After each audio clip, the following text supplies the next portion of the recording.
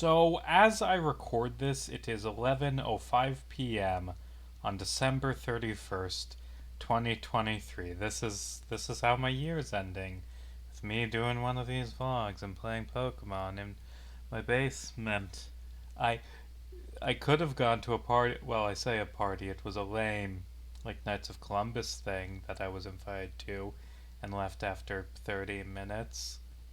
But this is how I'm ending my year by playing Pokemon. And honestly, that's preferable because I don't like parties. I don't like loud music or talking to people. I'm so quirky and cool and antisocial, yeah. So, what have I been doing? Well, it was Christmas, so I didn't have to do work. And also, I was visiting family, so I had some more time that I took off work.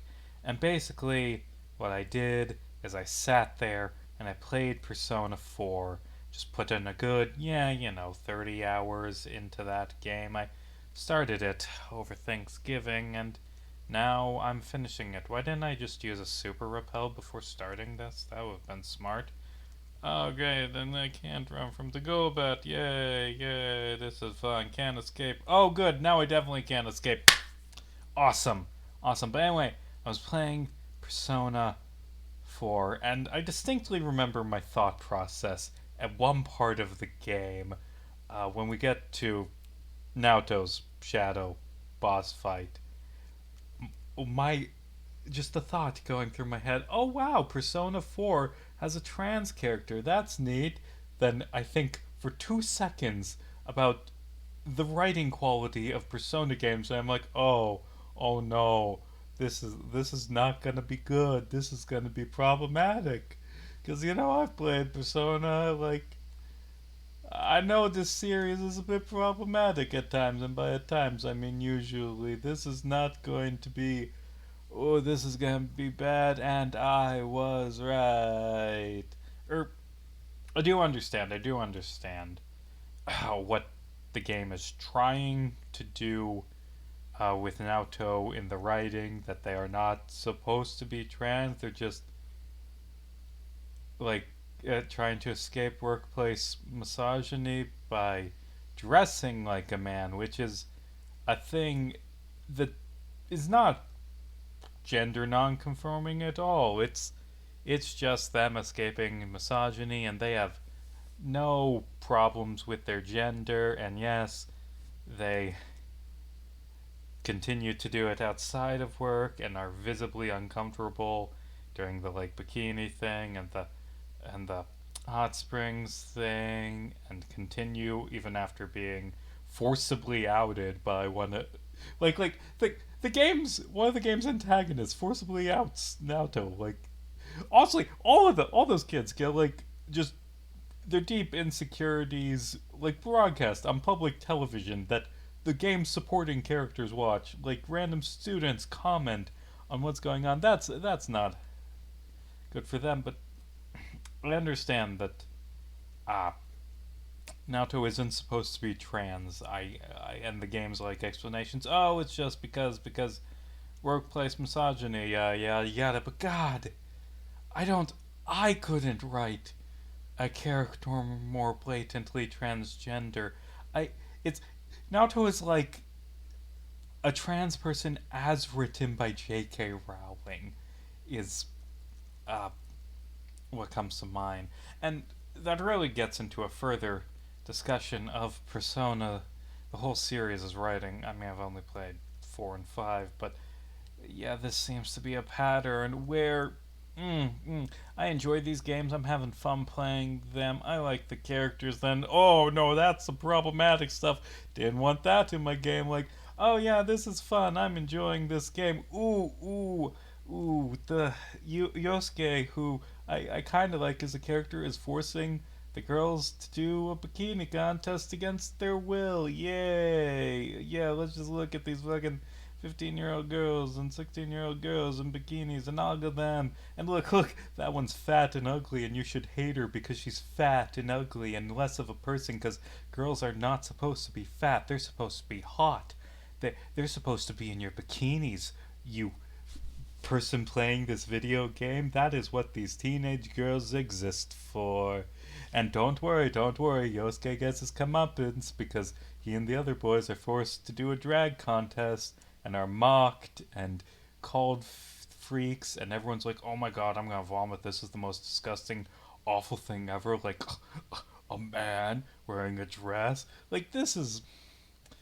That game is problematic as fuck. I do like that there are a few dialogue options for you, the player character, not you. Well, I guess you, the player, as well, where you can just like refuse to be into it. Like you got a dialogue option where it's like, oh, I'm ashamed to be doing this. I'm being forced to dress up like a girl. And there's one where like, or alternatively, you can say, you know what, I'm gonna win this. If I'm gonna be in this drag contest, I'm gonna win.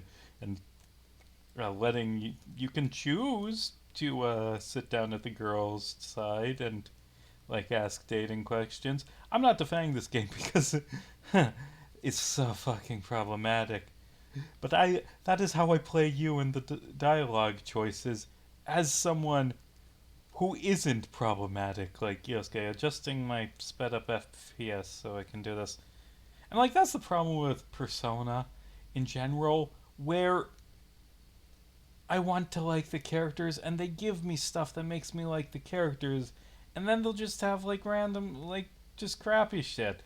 Like I think Yosuke's S-Links are probably good contender for the best written in that game, even maybe the best in the two Persona 5 maybe better than the ones in Persona 5. Like I love Yosuke as a character. He has some really good social links, but outside of those social links, they'll just have him be this creepy, homophobic, misogynistic douchebag who treats all the girls like crap. And, like, I don't like that. Like, why are you. And, like, it's supposed to be funny, it's supposed to be like a joke, but it just makes him come off as awful. Like, I like him when he's going through grief. I don't like him when he's being a misogynistic per- pervert. You know, I hate that bit of pandering humor that seen a lot of anime and shit. And also Persona 4 is well, I guess Persona 5 is also in some ways, but Persona 4 is a mystery, and it's not a very good mystery, I don't think. I mean there is a twist in it, there's a big reveal in this game. I don't think it's very well set up at the end, and it's just kind of like, oh, that's the culprit. I mean, I guess.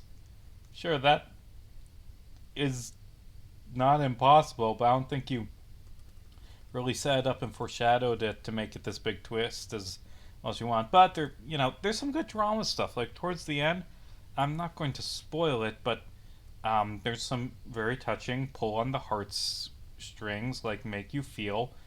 Um, Unfortunately, that leads into like a problem. This is the problem with the Persona series is that you have to play the games with a guide, and I don't think that's good game design that you should have to play on your first walkthrough with a walkthrough with on your first playthrough with a walkthrough. But you need a guide. You like there is a bit in it where you have to go through very specific dialogue options or the killer gets away, and that is not like well broadcast at all. It's just you have to make like 5 specific dialogue checks in a row, and none of them are like actually we should.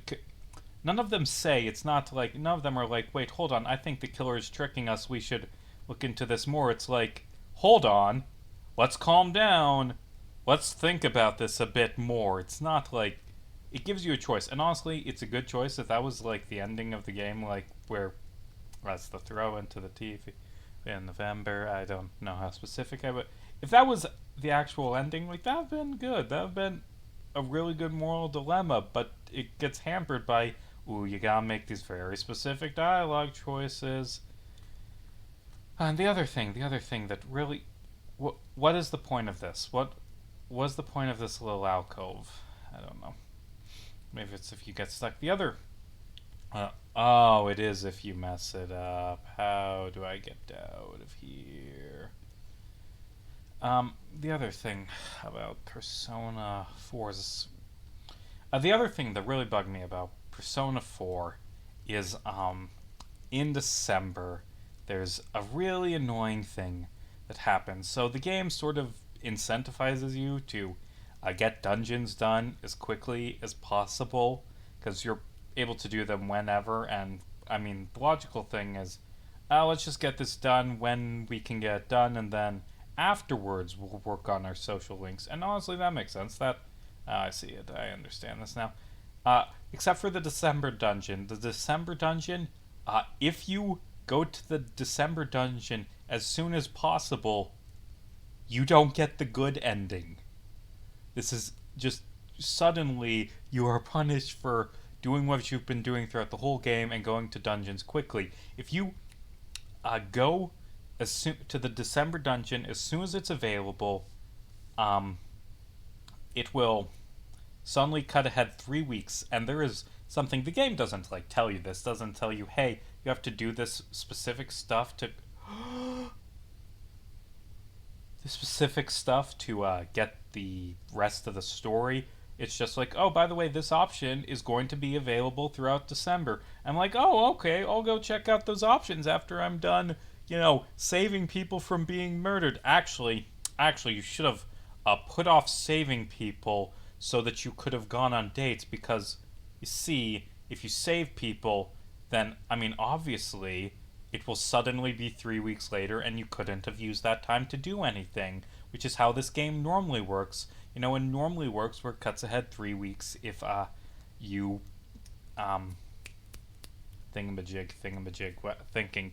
If you save someone, it normally cuts ahead 3 weeks, and you should have saw that coming. Like, the game's just being fair and playing by the rules. It's always playable. So anyway, I did on my first playthrough through Persona 4 get Marie's quest done, which meant that I was left. I couldn't get my other social links done without the 3 weeks, so I was just left sitting there, kind of pissed, knowing, okay, so if I want to get the good ending of this game in the final dungeon and find out what Marie's deal is, because after you do the final dungeon, right before it cuts ahead 3 weeks, it pops up asking, do you want to save? And I made the mistake of saying yes. That was on me. I should have saved in a different slot, but also, that's kind of on the game. I'm still really annoyed by this. And so, basically, I beat the game in a way that kept me from really being the game, and would have to play through the whole thing again to complete Persona 4. Like 25 hours of my life being spent again playing through the same game that I already had mixed feelings on again. Like, I don't think. Here's the really hot take. Okay, that's fine. You have good defenses. I don't think Persona 4 is that good of an RPG. I think the dungeons are boring. I think the combat system is dull. I think the game's plot pacing gets dragged down a lot by those stupid fucking comedy scenes. Like, I have a lot of problems with Persona 4. So, do you really think that after spending 40 hours of my life on this game, I am going to do it again? I'm going to go back, and I'm going to just, over the next couple days, dedicate 20 hours to replaying this game again? And the answer is sadly, actually, I looked at a map of this. I made a wrong turn. And the answer to the question, do I respect myself so little that I am going to play through Persona 4 again, is yes.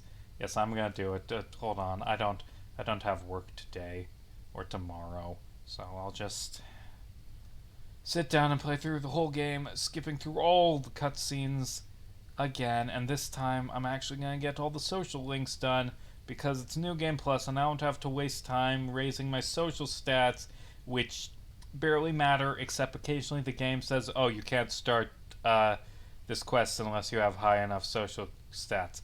And, I mean, I did it. I beat the game. Got all... Well, actually, I haven't done the epilogue or stuff with Marie yet, but I'm going to. But yeah, I got back to the final dungeon again, playing through the game, and I actually did, because, I only got, half of the social links maxed out. I was able to max out the other ones and, get that content, enjoy it. It had some decent writing in there. made me appreciate some characters, found them to be good, well written, and some of them were just bland. I mean, it's a game that encourages you to play through it twice anyway, because there's the thing with like the sports guys and the club girls, where they, how do I want, like where you can't even get all the social links in one playthrough anyway. The Sun and Strength social links. God, I just can't think tonight. I don't know why. Is it because it's late? Because I decided I had this like ready to film like a while ago, but I decided to wait till 11 so that I could still be play. No, no, no, no, no. That's bullshit. That. Why the fuck does your ambipom have shockwave?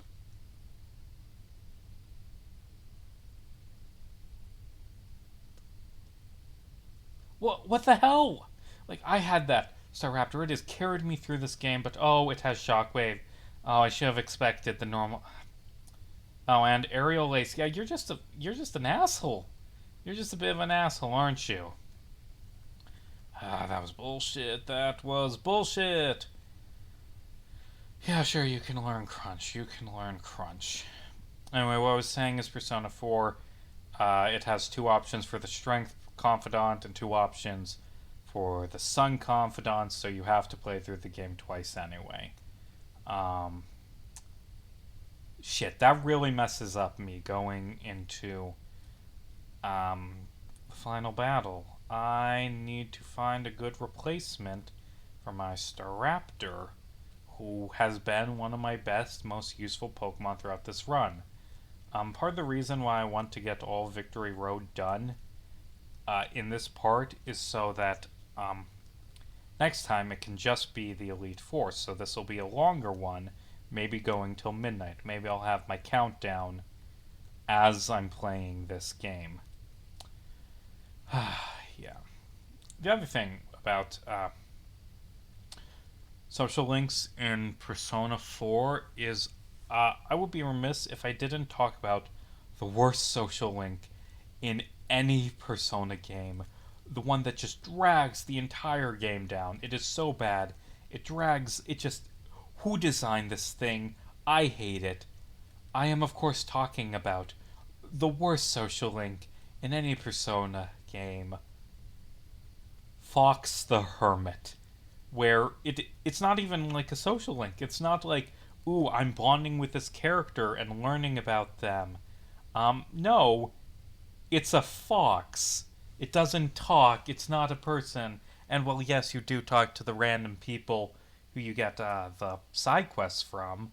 They aren't very deep characters either. They're very flat for the most part. Just one or two lines of dialogue like, ooh, lady who lost her wallet is my favorite Persona character.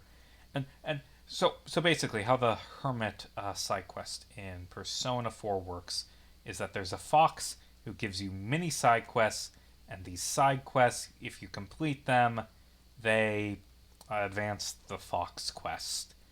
And you gotta do 10 side quests, and turning in the side quests takes a whole day. I don't know why it takes time. It's just like handing over a leaf after you've already done the side quests, but that takes time, which is annoying. And so many of the quests are just tedious. And the worst of them all is the final one, which. So let me explain all the steps of this. First, you trade bugs a few times with the random. You buy soda, and then you give it to the boy hanging out at the shrine randomly a couple times. And then you will mention that he has lost his bug catching net. And then you go back to the shrine at night and talk to the. Is she a ghost? I don't know what her fucking deal is. That lady. And she'll give you the net, but only if you've already like clicked through her dialogue about the goldfish. So you got that net. That's step one. Step two, go down to the river and talk to the old man, and he'll give you a fishing rod. Step three, take some bugs to the like nightclub and trade them for another part of a fishing rod, like the hook to go with the rod from the old man. Step 3.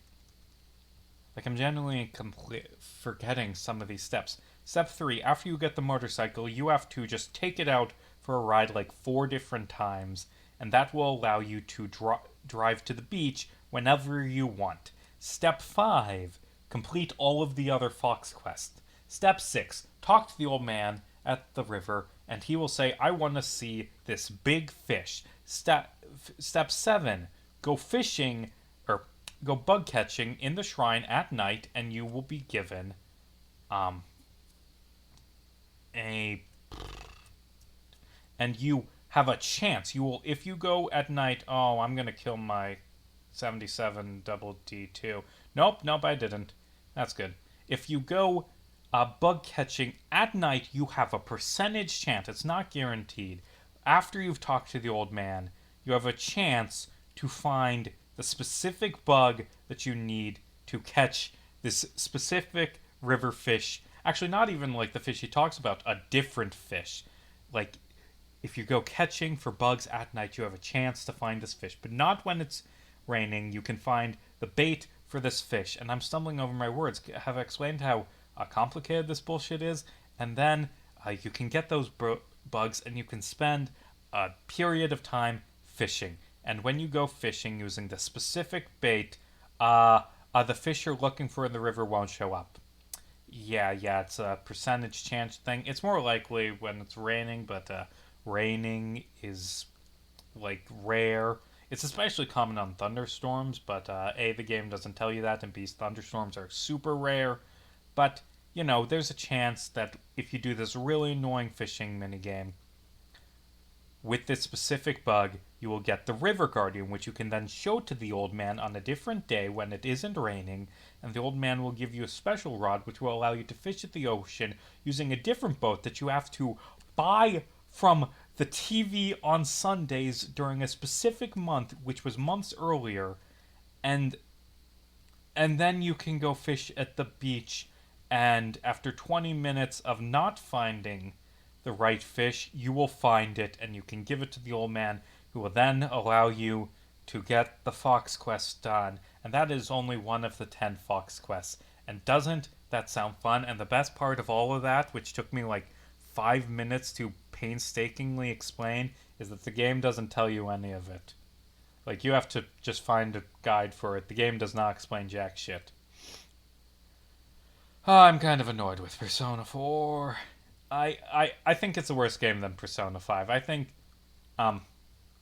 the nice thing about Persona 5, this is the game's greatest strength, is that it's very, very stylized. Like, everything looks cool, it has flashy animations and a lot of character put into it. Like, I studied game design in college. The term is juice. Persona 5 is very juicy. Persona 4 is not juicy at all. And they have very similar gameplay. Persona 5 has better battles, better dungeons. It's just, in general, more polished. But the main form that polish comes is in all the style that Persona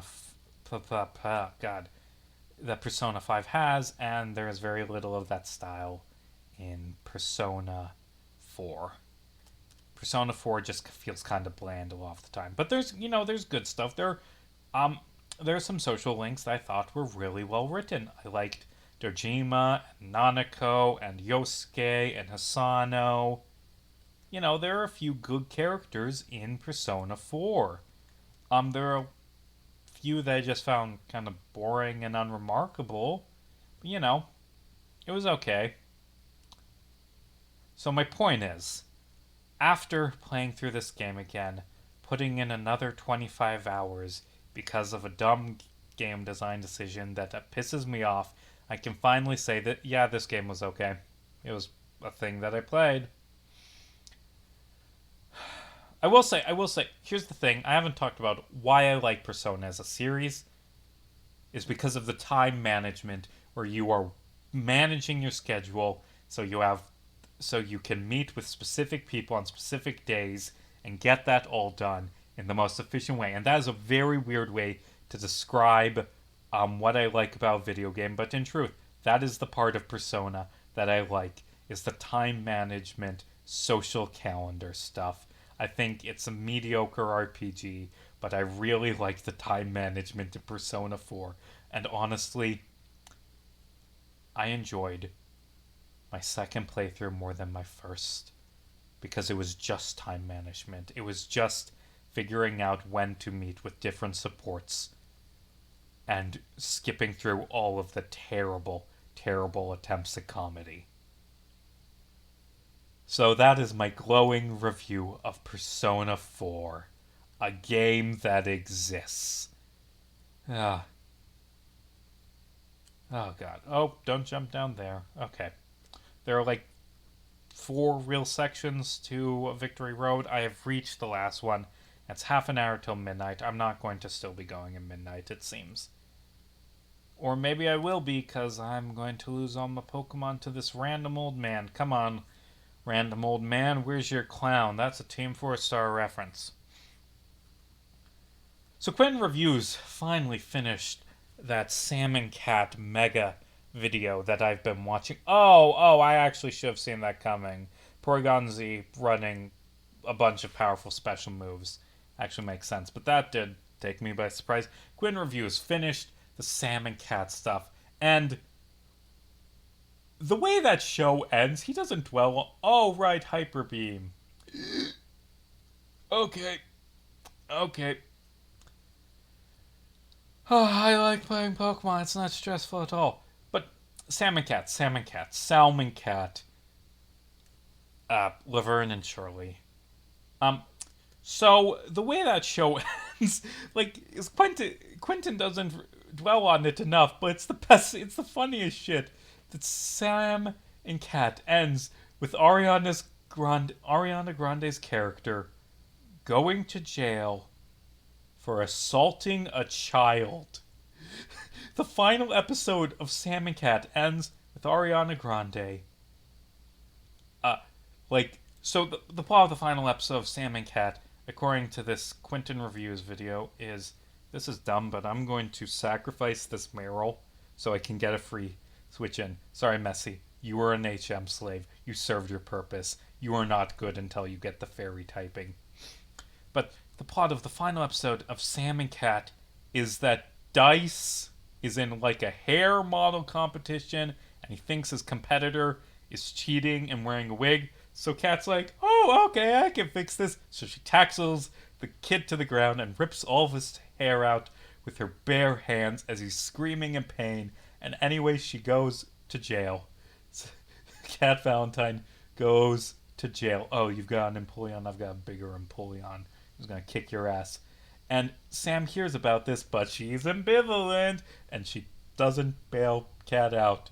So it just ends with Cat in jail. And also, one of the last episodes is a parody of Silence of the Lambs, except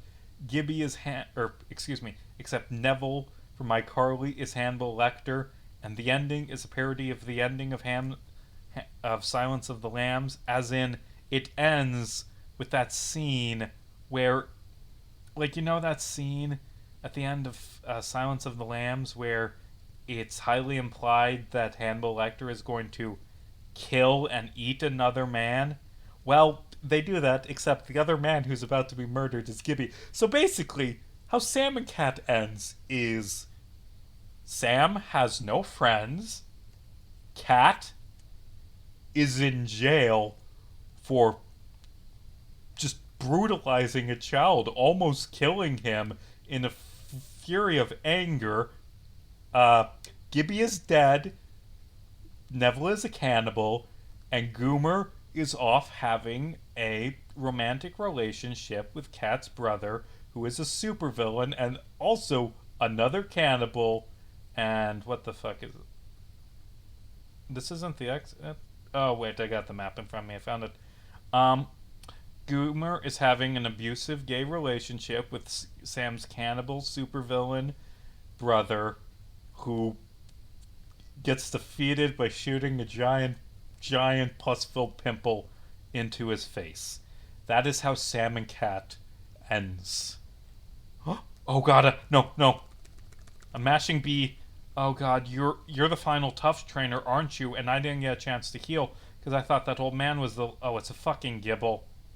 Wasting my fucking time, bitch. Let's just drink some nummy moo moo milk.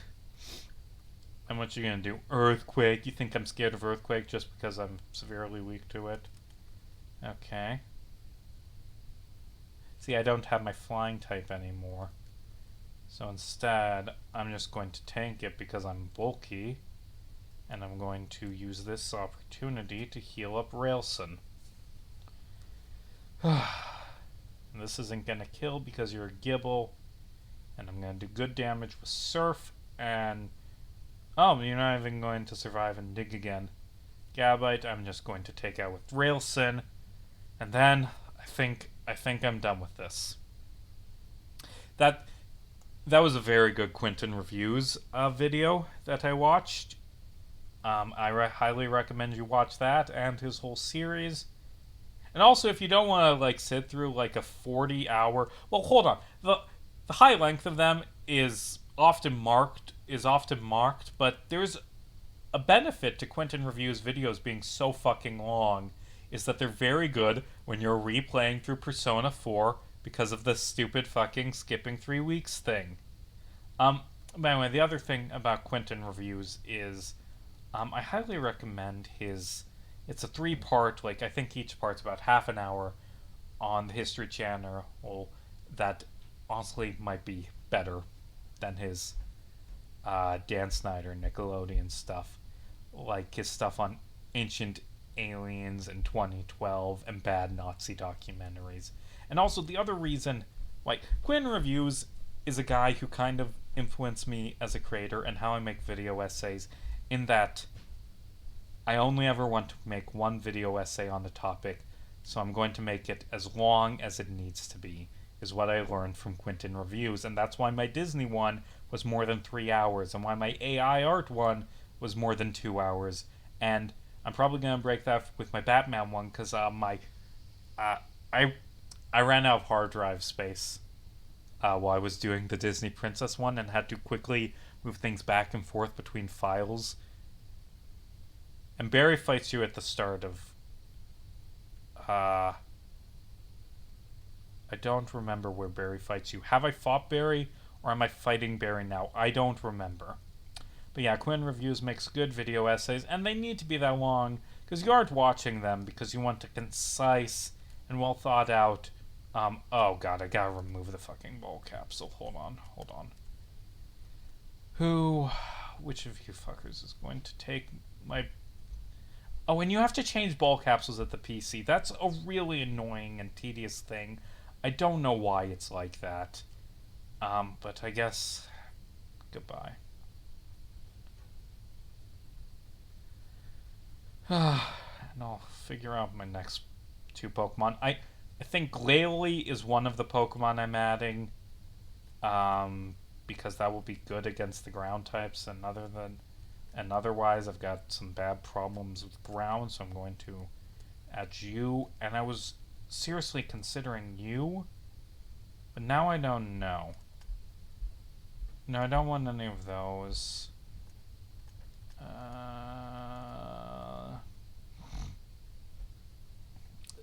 Steelix is less grinding, is a plus. Do you know Earthquake naturally? No. Or maybe, I don't know.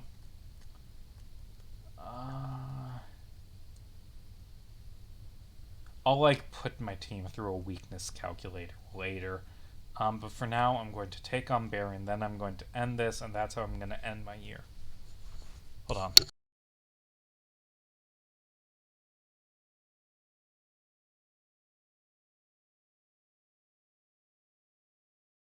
I heard someone coming down the stairs, and that's why I muted, and yep, there you go. Hi, Barry. Fuck you, Barry. Let's kick your ass. And then I can end my year. Anyway, what I was saying is my Batman video essay, which I was planning to just be 1 part, is going to end up being 5 parts, because I won't be able to do it in 1 video. Okay, I should have seen that coming. So Raptor learns close combat. That's like its big gimmick, that it learns close combat. I don't have a counter for Torterra.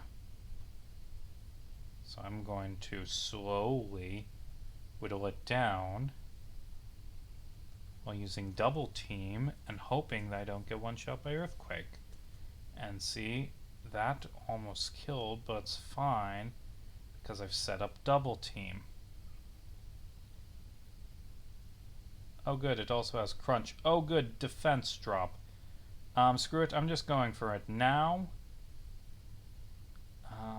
Come on, critical, critical, critical. Nope, goodbye. See, this is the problem with Pokemon games, is that they often have like difficulty spikes near the end, and like I mean in a Nuzlocke, what are you gonna do then? What are you gonna do? Why did I do that? It's because I thought I could actually no. This was smart. This was smart. This actually worked. This was a risk, but it worked. Um. Okay. Okay, cause yes. Yes. Gonna use, you're going to use a full restore now, aren't you? No. Okay. I've had to, I have 2 Pokemon left from when I went to the Distortion World, which is annoying. But it's fine, because I've already figured out who is going to join my team, and I need to open something first. Need to find, don't mind me, I'm just finding a name for my final team member. Okay, so I don't have good counters for water because my electric type isn't trained up. Okay, just scroll through these comments till I find one I like. I put hearts by the ones I like.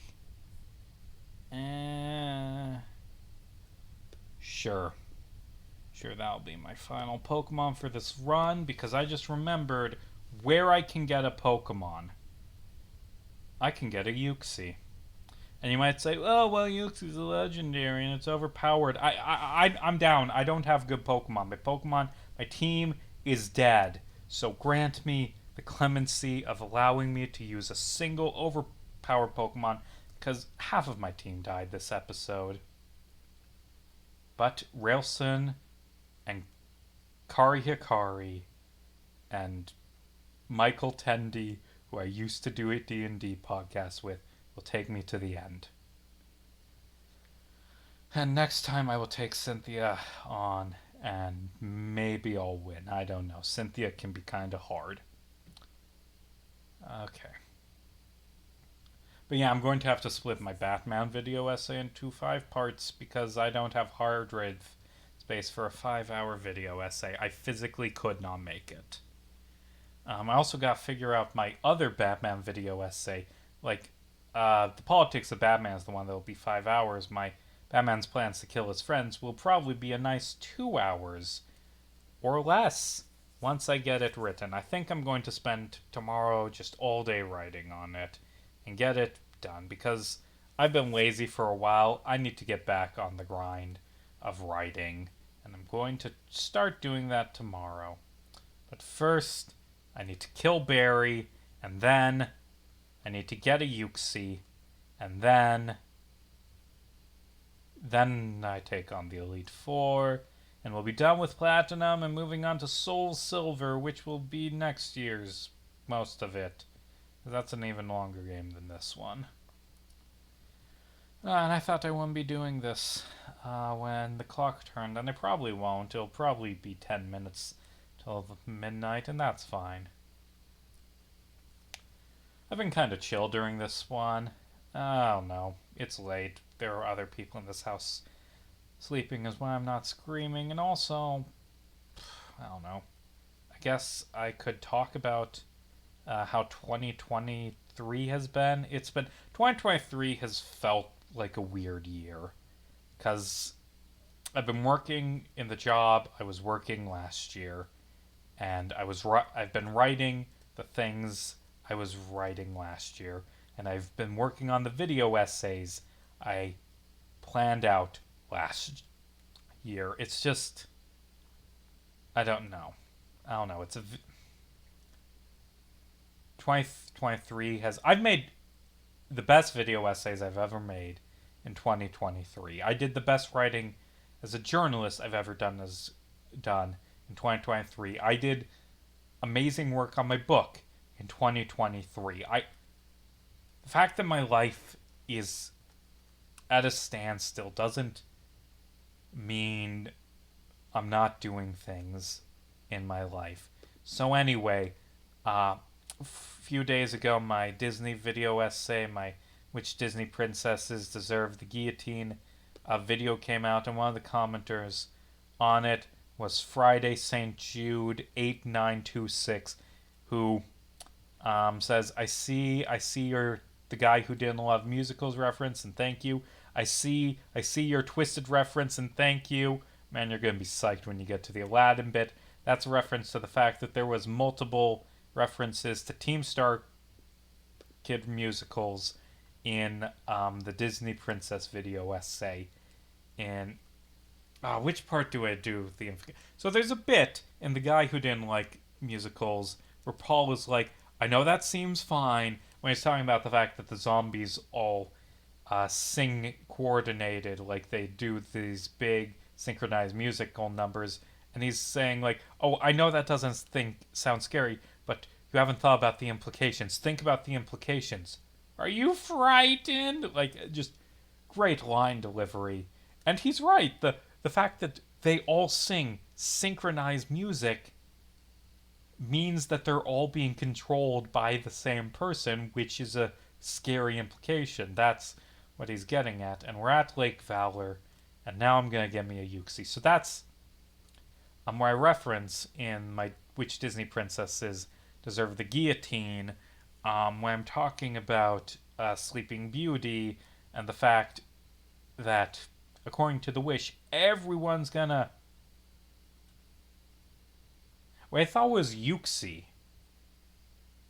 No, Yuxi's the northern one. Okay, as elf it is. Okay, I misthought things.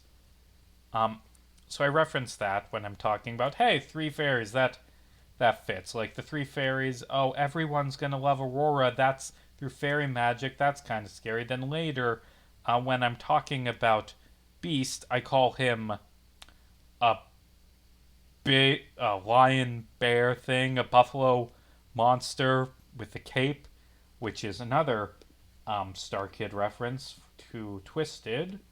And then just like, haha, this guy keeps referencing Star Kid. Hey, wait till I talk about Aladdin, where I'm doing so many references to the Tiger Fucker song. Is that how 2023 ends on this channel? With me saying the Tiger Fucker song?